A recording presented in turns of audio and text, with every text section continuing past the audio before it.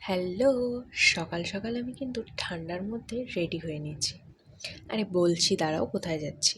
আমি যাচ্ছিলাম পার্লারে। অনেক দিন ধরে ভাবছি হেয়ার স্পা করাবো, কিন্তু টাইম হয়ে উঠছিল না। তো যেহেতু একটু টাইম পেয়েছি, টাইমটা নষ্ট না করে জলদি জলদি আমি চলে গেছি পার্লারে। তোমাদের সাথে দেখতেই পাচ্ছ কথা বলতে বলতে আমি পার্লারে পৌঁছেও গেছি। দিনের বেলাও তো ভিড় থাকে না, তাই আমি বুদ্ধি করে দিনের বেলায় গিয়েছিলাম। গিয়ে দেখো বসেও পড়েছি। এই ঠান্ডার মধ্যে আমি তো ভাবছিলাম হেয়ার ওয়াশ করতে হয় নাকি, কিন্তু আমি যেহেতু ওয়াশ করেই গিয়েছিলাম তাই আর ওয়াশ করতে হয়নি। এবার আমার চুলের সাথে যথারীতি যুদ্ধ শুরু হয়ে গেছে, দেখতে পাচ্ছ। কিন্তু এই যে মাসাজটা এখন দেবে, উফ, এটা আলাদাই, কিছু বলার নেই। দারুণ সুন্দর মাসাজ। আর রাজদার হাতের কাজ এমনিই ভালো, নতুন করে কিছু বলার নেই। এই মাসাজটার জন্য আমার জাস্ট ঘুম পেয়ে যাচ্ছিল। তো এবার দেখো আমার মাথা দিয়ে ধোঁয়া উঠছে।